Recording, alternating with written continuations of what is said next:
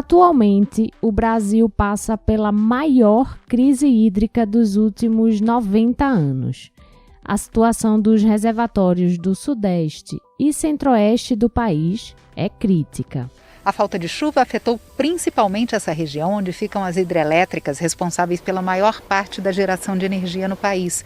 Esse sistema tem hoje apenas 32,2% da capacidade dos reservatórios. Apesar do cenário de escassez, hoje as hidroelétricas são a segunda matriz energética mais comum no Brasil e são responsáveis por quase 30% de toda a geração e consumo no país, segundo dados da FGV.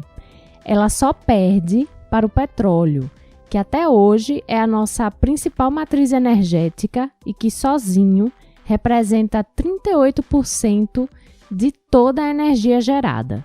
Sem falar em outras fontes de geração que também fazem parte do conjunto de matrizes energéticas brasileiras, tema do Conexão UFPE de hoje.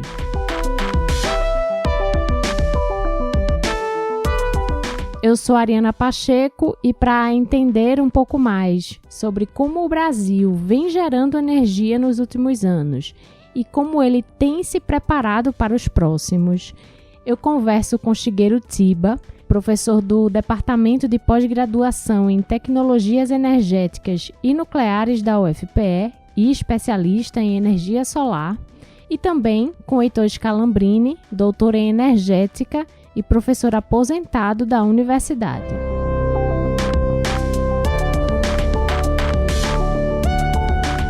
Heitor, como o nosso tema é sobre matrizes energéticas, e quando se fala sobre isso, se fala também sobre energia renovável e energia não renovável. Eu começo te perguntando qual é a diferença entre elas. Didaticamente, a energia renovável é aquela fonte de energia ou aquelas fontes de energia que são provenientes da natureza. É a energia que vem do sol, que vem do vento, que vem da água, da matéria orgânica, que é a biomassa. Então, são aquelas que podem ser regeneradas num curto período de tempo. E as não renováveis são aquelas que provêm principalmente dos combustíveis não renováveis, ou chamados também combustíveis fósseis, que é o petróleo e seus derivados, o gás natural, o carvão mineral, os materiais radioativos.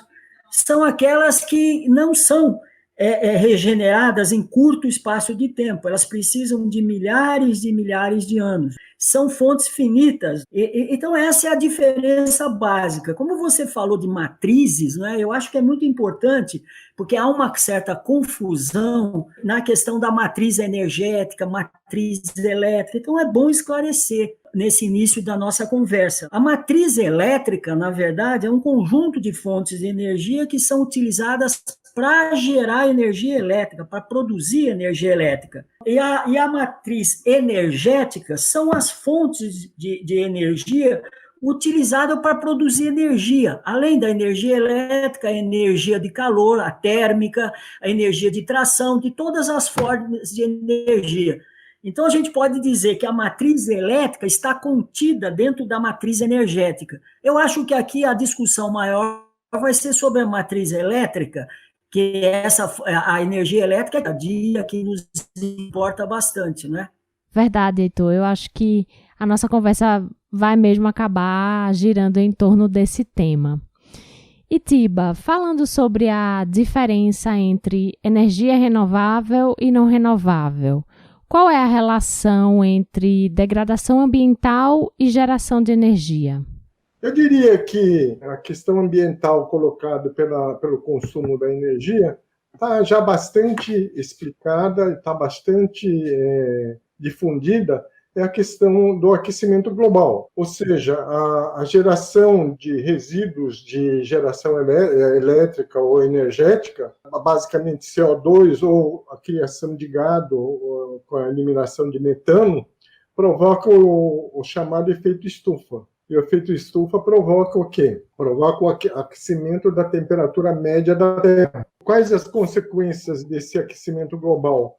Os fenômenos extremos, aumento da frequência dos fenômenos extremos e aumento também nominal das temperaturas, por exemplo.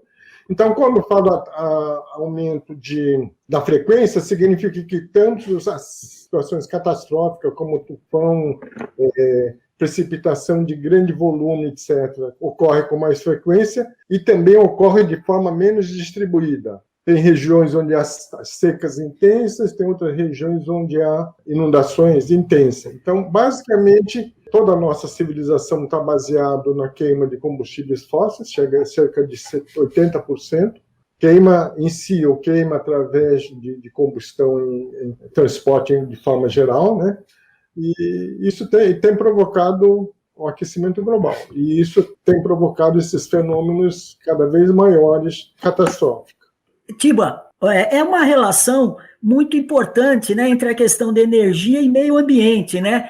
Já que 70% das emissões dos chamados gases do efeito estufa, ele vem da cadeia produtiva da energia, ou seja, desde a sua prospecção, da sua extração, o seu transporte, depois a própria transformação dela, no caso do petróleo, nos seus derivados. Então, falar em energia e meio ambiente é uma relação quase que simbiótica aí, não é? Além do mais, esse valor que é 70% das emissões dos chamados gases de estufa, isso que o Tiba falou, que são aqueles gases que têm provocado o que nós chamamos hoje de emergência climática, não é? Ou seja, estamos num momento da história das mais importantes para a sobrevivência do homem e dos animais sobre a Terra, como nós conhecemos, obviamente. Ou seja, a questão do aumento da temperatura média, né, com todos os efeitos, isso está sendo vivenciado. Nos últimos 10 anos, ano após ano, nós temos batido recorde e mais recorde em relação à temperatura média da Terra. Então, essa é a grande relação. Então, toda a necessidade da chamada transição energética, ela passa exatamente por essa questão. Como o professor Tiba falou, as fontes hoje, 80% do que nós consumimos no mundo hoje de energia, ela vem dos combustíveis fósseis. E os combustíveis fósseis, os derivados do petróleo e o petróleo, o carvão mineral e o gás natural, eles emitem esses chamados gases de efeito estufa. Então, nós temos que substituí-lo urgentemente.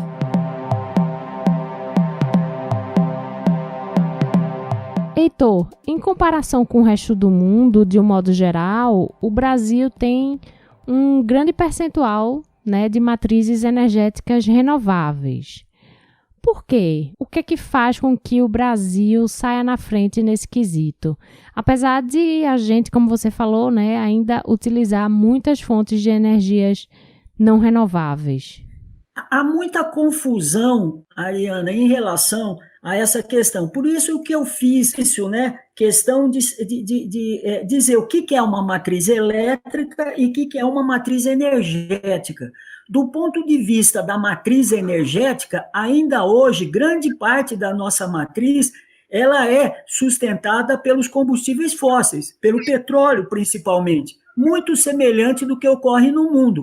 E a nossa diferença está na nossa matriz elétrica. Aí sim, nós temos uma participação muito grande das chamadas fontes renováveis, porque praticamente 60% da nossa energia elétrica ela vem da transformação da força da água em energia elétrica.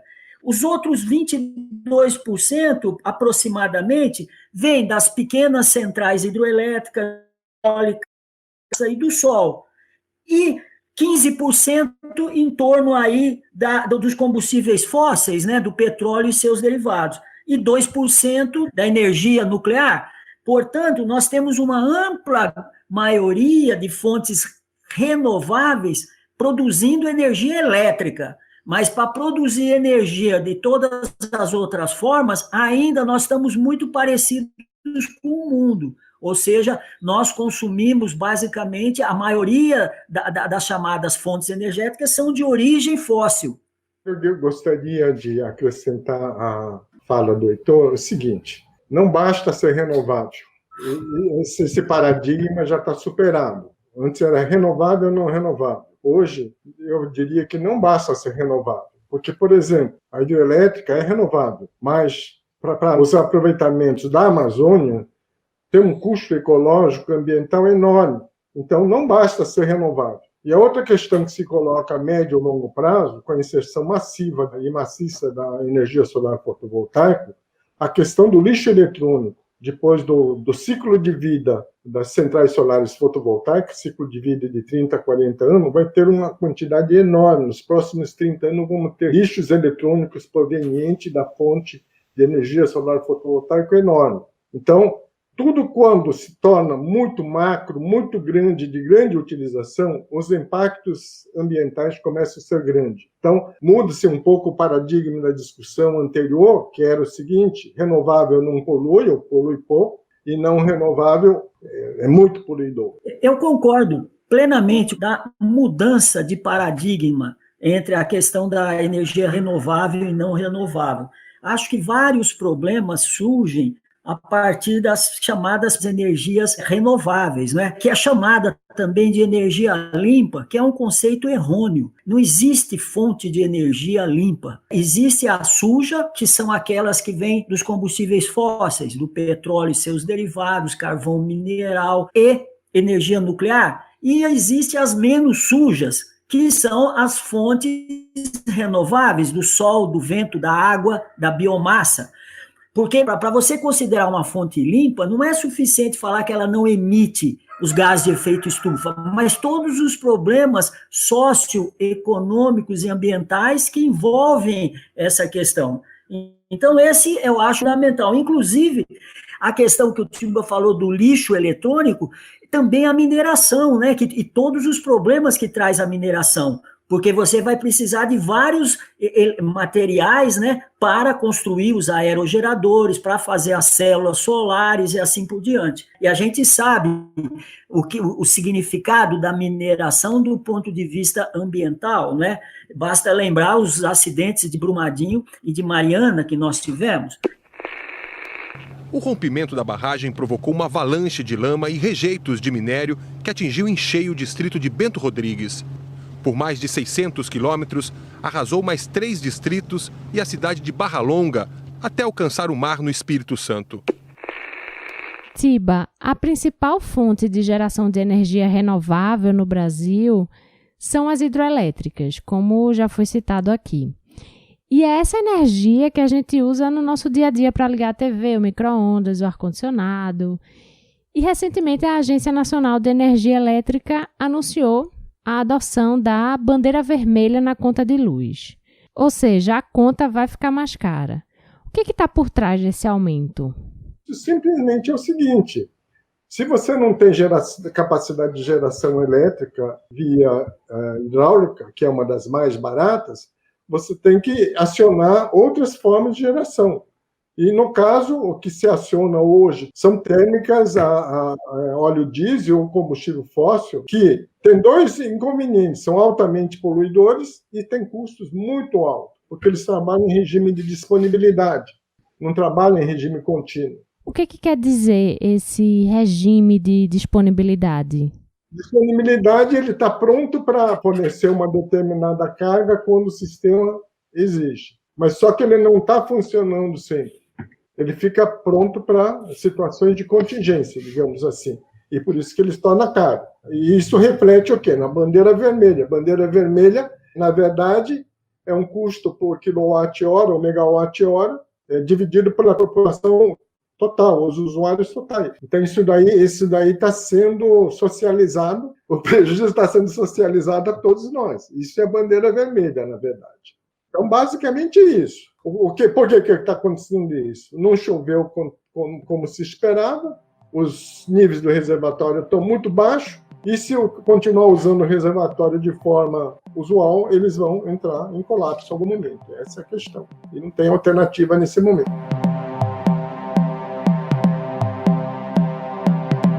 E Heitor, em um momento como esse que a gente está vivendo, de crise hídrica, em que o Sistema Nacional de Meteorologia emitiu um alerta de emergência entre os meses de junho e setembro para alguns estados brasileiros, existe a possibilidade de apagão e racionamento, como aconteceu em 2001? Há 20 anos atrás, como você bem colocou, nós tivemos um racionamento de energia muito grave, né, para os brasileiros, para nós todos. O Brasil vai sofrer um racionamento de energia da ordem de 20% a partir de 1º de junho. O governo admite que custou a perceber o tamanho da crise. Por fim, ao se dar conta da gravidade, optou pelo racionamento com apagões.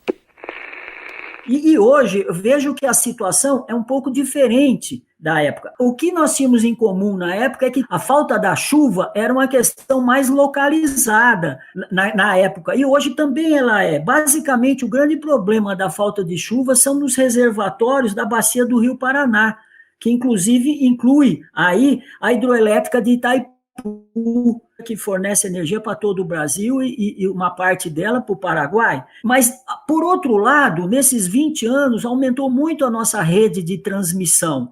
Então, como o sistema é interligado, né, o sistema brasileiro, significa que você pode mandar energia de um canto para o outro, da região norte para a região sul, da região sudeste para o nordeste e vice-versa. Eu discordo um pouco, né, dessa questão de culpar São Pedro, como foi feito em 2001. Novamente, a culpa é de São Pedro. Eu discordo, porque, inclusive, ele não está aqui para se justificar.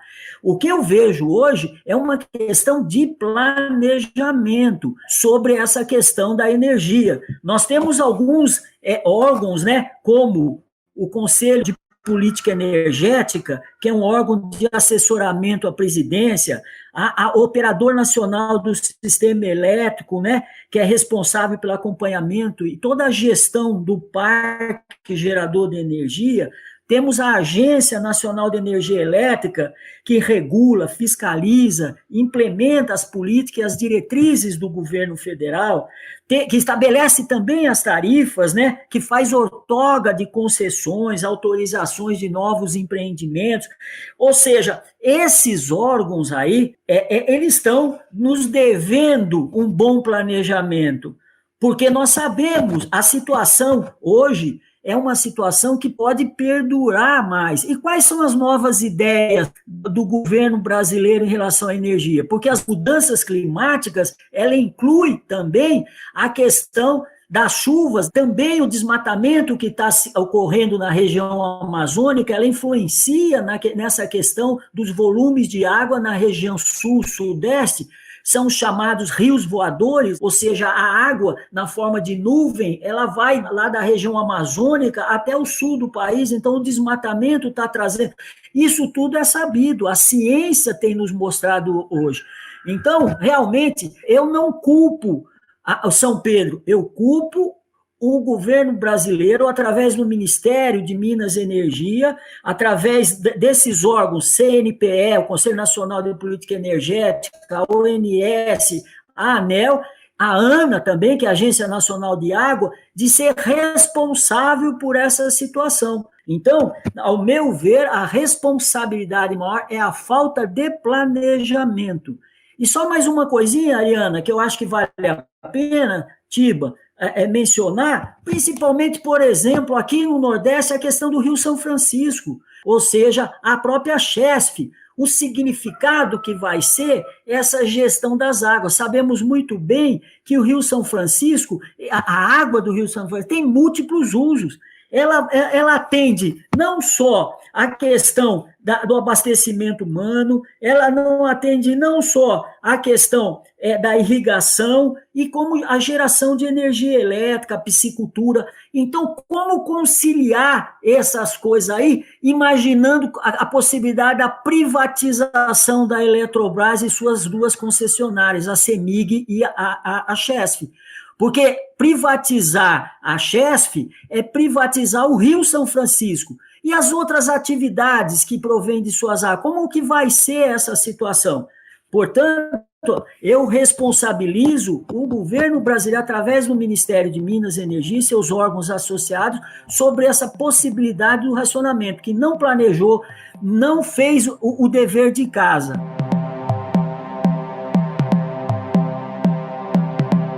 Essa questão da escassez hídrica não é uma questão momentânea, é uma questão que chegou para ficar Pega, por exemplo, o caso de Sobradinho, desde 2010, ele nunca encheu mais, só chegou a pontos críticos como 5%, e só nesse último ano ele chegou, acho que, se não me engano, 45% a 50%. E isso está ligado aos problemas do aquecimento global, aquela má distribuição de chuva, tanto espacial como temporal, e também aquecimento global e emissão de CO2, e também as grandes devastações de desmatamento, etc. E tal. Então, a questão dos problemas dos rios e dos reservatórios hídricos e da energia hidroelétrica está colocado como uma questão, como o Heitor disse, né, do aquecimento global. Então, não é uma questão momentânea, é uma questão que não podemos confiar no sistema hídrico de uma forma que ocorria há 20, 30 anos atrás.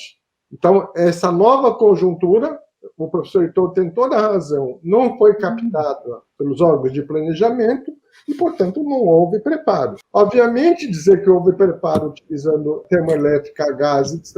Isso daí não é. Isso daí é um lobby de um pessoal que ganha muito dinheiro utilizando as termoelétricas somente em situações desse tipo. Então, não é um planejamento.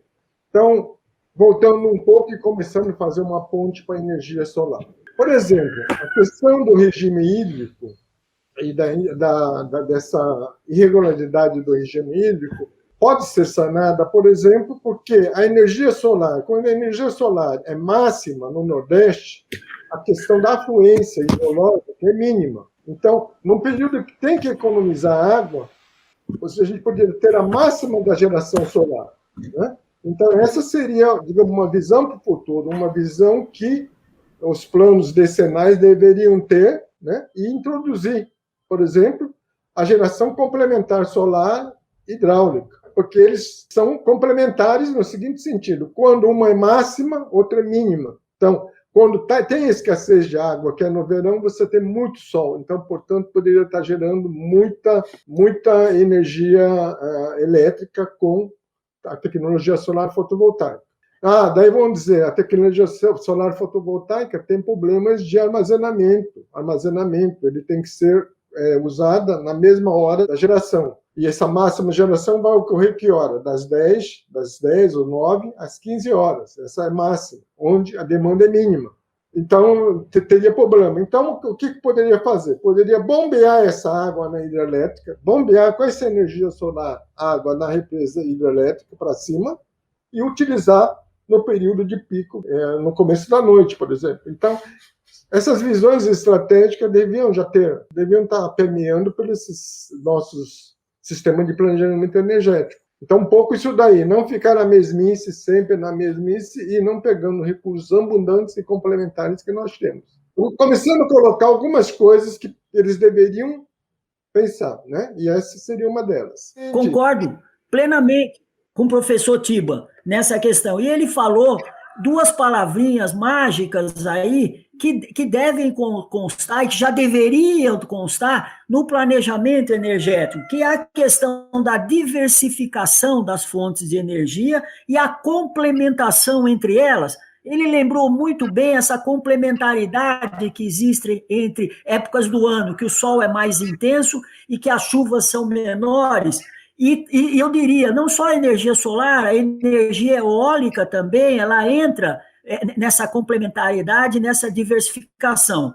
Para vocês terem uma ideia hoje, a matriz elétrica, a participação das diferentes fontes é mais ou menos assim. A hidráulica, né, a energia das águas, corresponde a quase 59%, 60%. Vamos arredondar, 60% da energia elétrica gerada vem das águas, dos reservatórios. A energia eólica, a energia da biomassa, o sol, 22%. E a energia térmica, 15%. e a energia nuclear 2. Se a gente for destacar a energia eólica, ela corresponde a 10% da matriz elétrica. É muito pouco, poderíamos ter atingido muito mais que isso, podemos chegar a 25%, a 28% de energia eólica. A energia solar hoje representa 2% da matriz elétrica. Ela poderia aumentar muito nessa questão. Mas aí entra um problema. Tanto a energia eólica quanto a energia solar, para produzir mais energia, precisa de mais área, precisa de mais terra. E, lamentavelmente, o que a gente tem verificado é que os empreendedores, tanto da energia eólica quanto da energia solar, não têm cuidado muito da questão ambiental. Porque você precisa de mais terra. Significa o quê ter mais terra? Aqui no Nordeste, onde se concentra 80% dos aerogeradores instalados no país, significa você chegar na Caatinga, ter que desmatar a Caatinga, você ter que instalar na beira do mar, ali na região costeira, afetando muito, não só as pessoas que vivem ali na sua pesca, etc.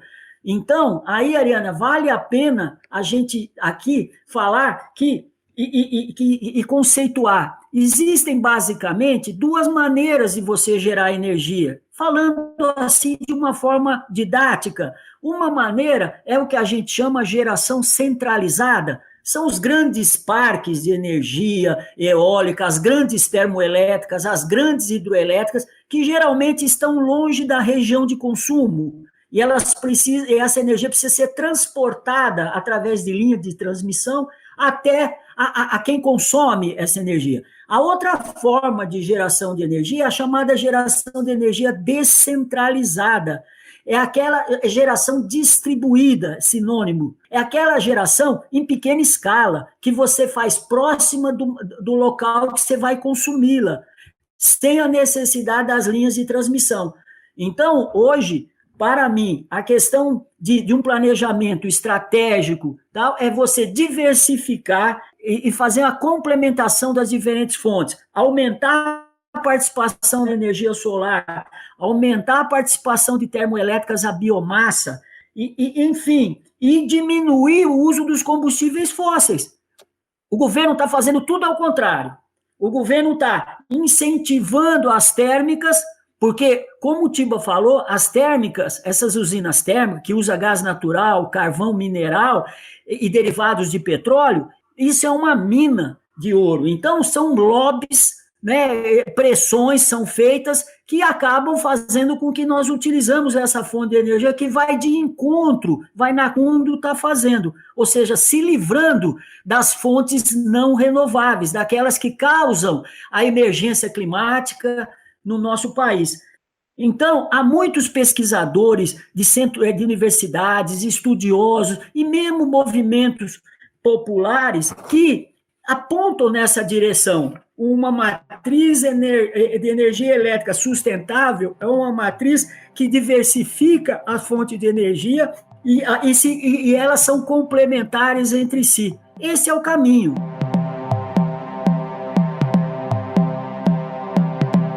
Eu queria dar uma ordem de grandeza seguinte, a geração centralizada fotovoltaica, por exemplo, utiliza cada megawatt instalado algo como, digamos, 0,7 hectare. Então, tipicamente uma central de 1.000 megawatts, você vai ver que ele vai pegar 700 hectares, né? Ou mais, né? Então, vai pegar áreas enormes. A energia solar fotovoltaica é uma realidade técnica e comercial. Então, ele ocupa áreas cada vez maiores por problema de escala. Que quanto maior a escala, mais econômica o empreendimento é. Então, de novo, assim como a gente tem a questão do uso múltiplo da água, o problema do uso múltiplo da água, vai ter o problema de uso múltiplo do solo. E a questão do solo e como esse solo deverá ser usado. Por exemplo, eu acho que precisa avançar para uma legislação que proíba competir geração fotovoltaica com terras com aptidão, alta aptidão agrícola, por exemplo, senão é um desastre. Você vai, de novo, produzir energia elétrica e não produzir comida, a mesma questão, a mesma discussão sobre a questão do uso da água, uso de água para produzir alimento, uso da água para produzir energia, se coloca aqui. E a questão de aumentar o mix de geração, quanto mais o mix alterado, aumentado, com diversas fontes e trabalhando de forma complementar, a segurança energética, ou seja, a ausência de possíveis blackout, racionamento, vai ser mitigada. Então, é uma política que não precisava nem se colocar anteriormente. Era uma visão obtusa você depender de uma única fonte energética com tal magnitude. Então, a questão da integração e complementaridade é uma questão de bom planejamento. Agora, o que a energia solar pode fornecer? A energia solar fotovoltaica que gera eletricidade é uma realidade técnica e econômica no mundo e no Brasil. Então, ela vai e vai ficar. Tem algumas questões sobre a questão de armazenamento ou descasamento entre o momento de maior geração e a utilização, mas isso tem algumas soluções técnicas que, com a complementaridade com a hidráulica, poderia ser resolvida. Agora, como o professor Heitor disse há pouco, tem a matriz elétrica e a matriz energética. Uma boa parte da matriz energética é de calor de processo em processos industriais. E uma outra boa parte é combustível para veículos de toda ordem. Eu acho que a questão do deslocamento do combustível fóssil em veículo automotivo, em veículos de forma geral, no cenário de aquecimento global, é a eletrificação e a produção de carros elétricos, que a nível do mundo, tem países como França, Alemanha, que acho que em 2035 praticamente vai exigir que os carros sejam elétricos. Então, essa parte aí pode ser resolvida. A parte do calor de processo poderia ser resolvido com a energia solar térmica, já existe tecnologia para isso. Então, todo o calor de processo industrial poderia, em algum momento, ser suprido pelo calor de processo industrial via energia solar, ao contrário de combustível fóssil, carvão, etc., etc. Então, são as ideias para um plano decenal que a empresa de pesquisa elétrica deveria visualizar mais, e não pensar no momento só econômico, economicista, de forma economicista e rasteiro, né?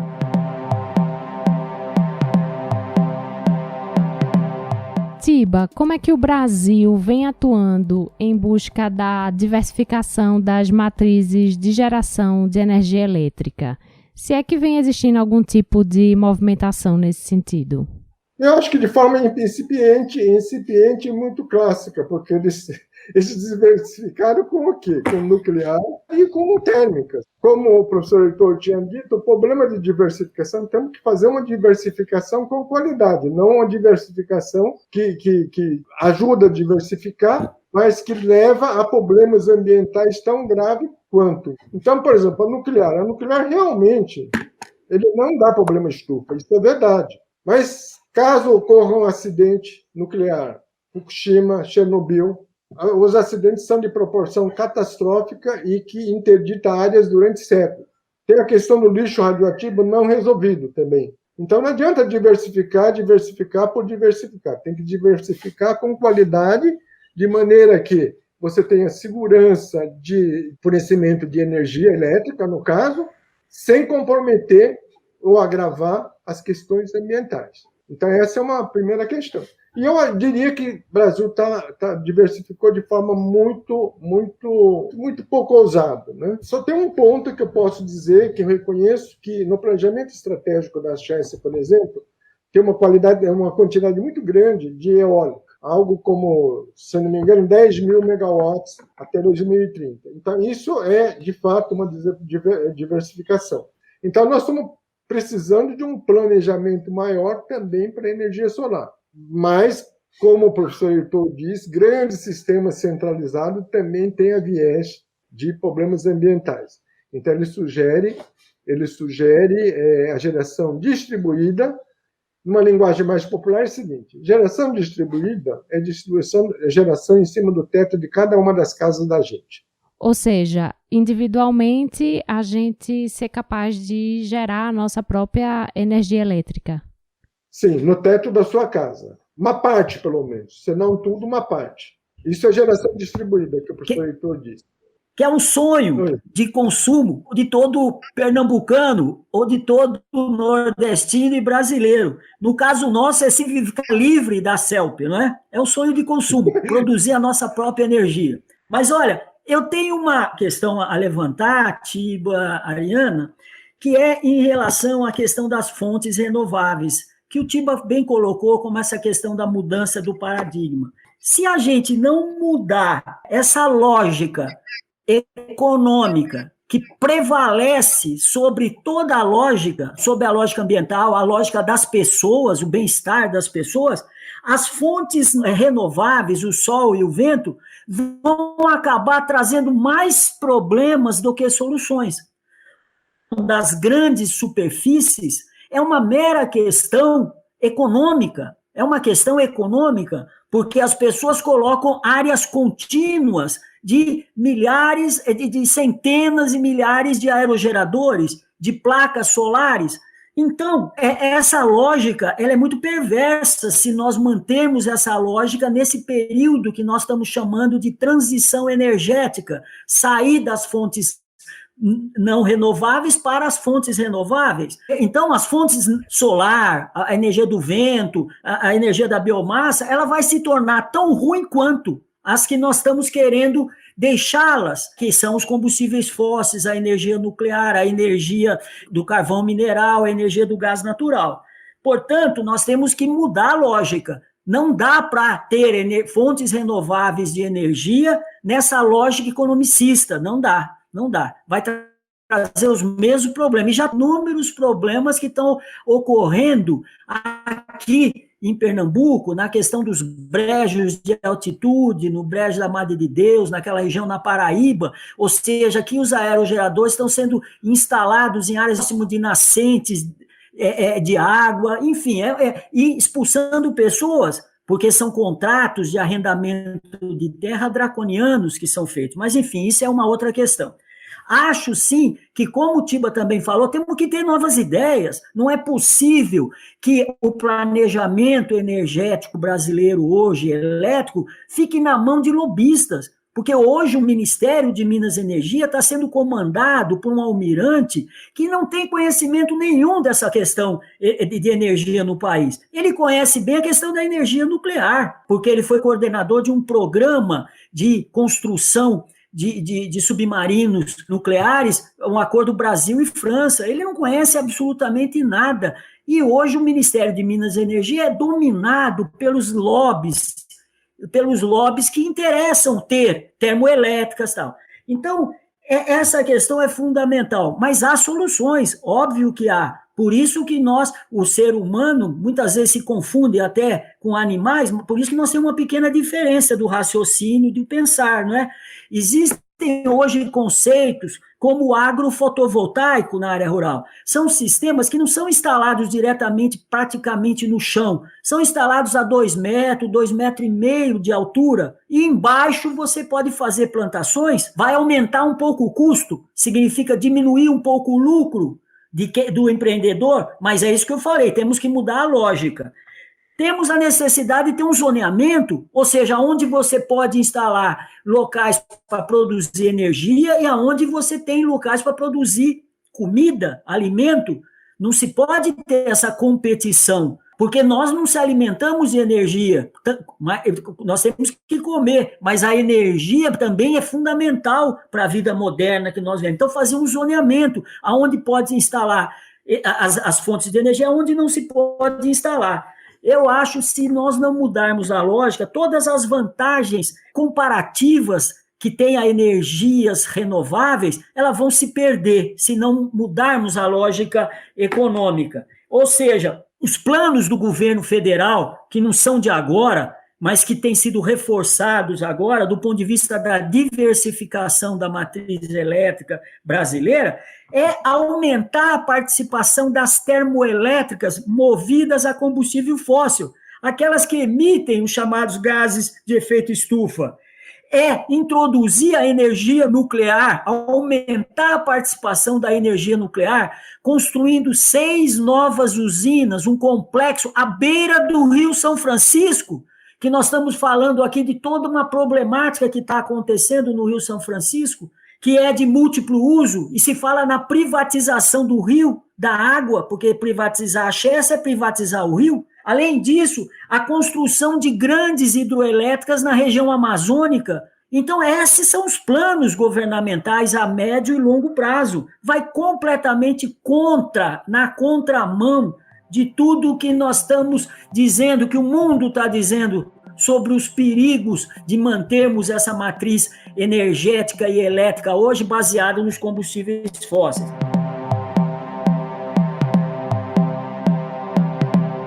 Outra questão que eu acho que pode nos ajudar nessa discussão é a gente identificar quem consome energia no país, quais são os setores da economia que consomem energia e quanto elas consomem. Isso pode nos ajudar a discutir um pouco mais essa questão. Então, o setor industrial, hoje no país, ele consome próximo a 40% de toda a energia produzida. É o maior consumidor de energia. O setor residencial, 25% da energia. O comercial, 17%. O setor público, 8%. O setor agropecuário, ou seja, as atividades do agronegócio, dos pequenos agricultores familiares, 5,5%. O setor energético, 5,6%. E o setor de transporte, 0,4%. Bom, talvez isso aí não chegue no 100%, porque eu arredondei os números. Então, hoje, nós temos um maior consumo, que é o setor industrial. Então, cabe a ele também, que muita gente, toda a questão do consumo recai nas costas do consumidor residencial, deve recair também para o setor industrial, porque ele consome quase que 2/3 de tudo que é consumido no país. Então, cabe ao setor industrial mudanças nos seus processos produtivos, nas suas máquinas, racionalizar o uso da energia, enfim. Então, eu acho muito importante que nós pensemos também assim, quem é que consome energia no país? Sempre uma pergunta tem que estar conosco, é energia para quê? Energia para quem? E como produzir a energia? Isso deve ser perguntas a todo planejador, que ele deve responder a essas perguntas. Aquele que planeja tem que responder, energia para quê? Para quem? E como produzir essa energia.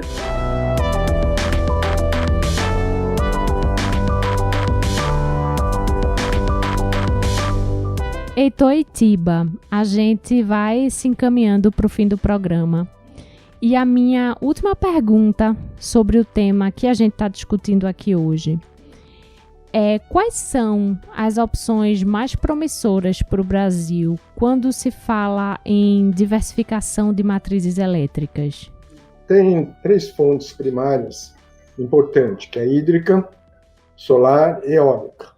Tem a biomassa, mas a biomassa eu acho que é pontual. Ele é importante, mas secundário no todo. Bom, a questão da reserva hídrica, a gente está vendo que, onde tem grandes potenciais ainda para ser explorado, que é na Amazônia, os problemas de transmissão e os problemas ambientais que vão acarretar são de tal monta que mesmo os empreendedores vão pensar 2 vezes antes de continuar construindo na Amazônia. Então, na verdade, o que existe hoje, de fato, que eu vejo na área de renováveis, é a eólica e a solar. E de forma competitiva, não é mais um ensaio, uma solução de cientistas lunáticos, etc. E tal. Ele pode ser feito em bases comerciais, tanto a eólica quanto a solar. Tem algumas dificuldades? Tem uma dificuldade central, que tanto a eólica como a solar, ele tem um problema de que ele não gera continuamente como outras formas de energia.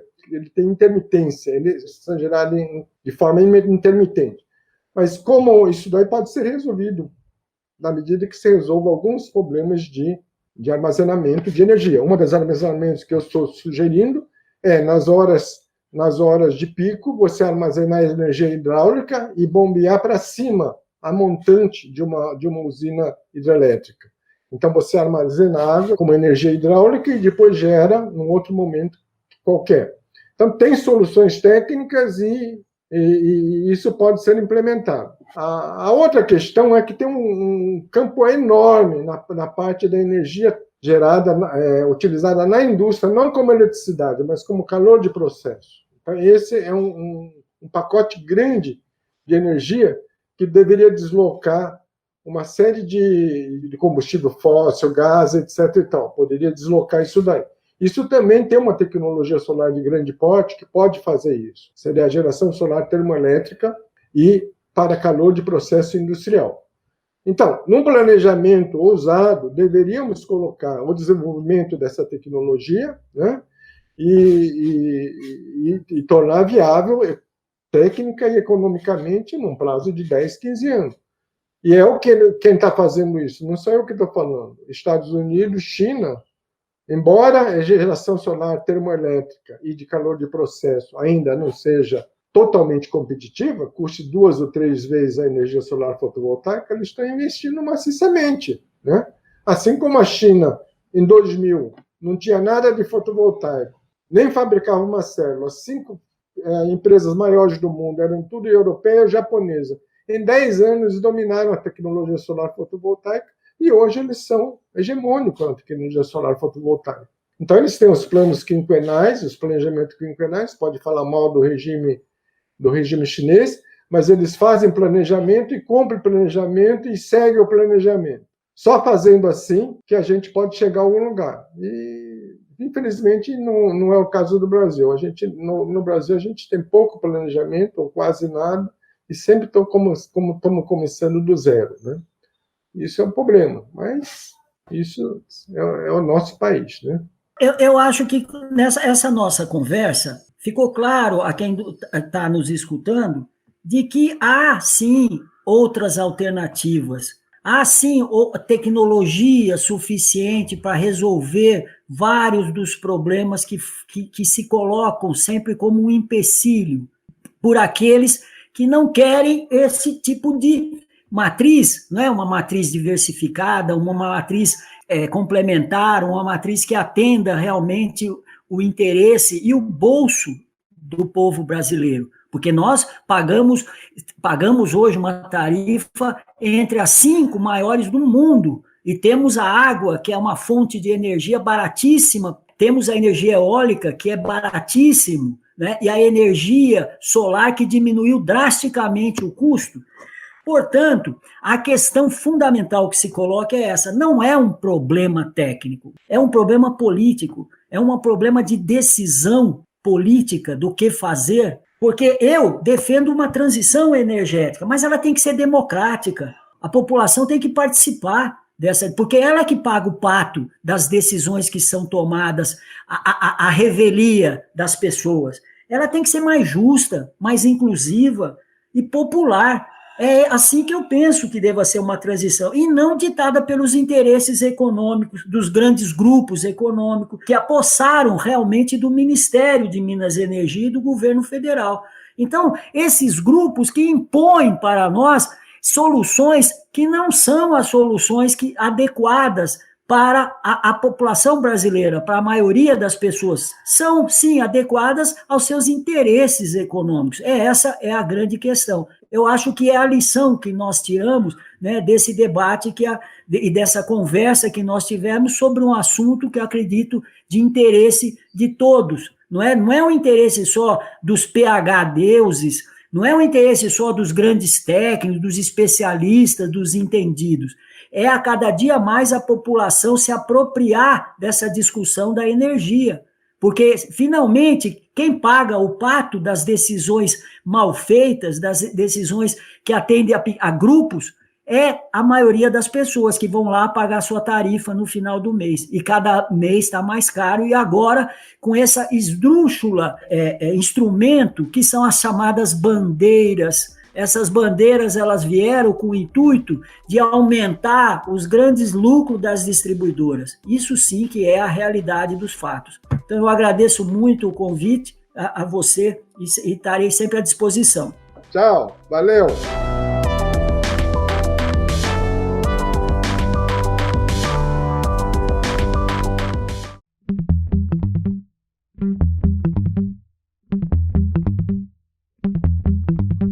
Esse foi o Conexão UFPE, uma produção da Assessoria de Comunicação da Universidade. Eu sou Ariana Pacheco e quem assina a produção junto comigo é Larissa Soares. Esse programa contou com áudios de TV Globo e TV Cultura. Para falar com Conexão, acesse facebook.com/Conexão UFPE ou twitter.com/Conexão UFPE. Diz lá o que você achou do programa e deixa também a sua sugestão. E não deixe de seguir a gente no Spotify, Deezer, Google Podcasts, Apple Podcasts e Mixcloud. Eu vou ficando por aqui. Até o próximo Conexão.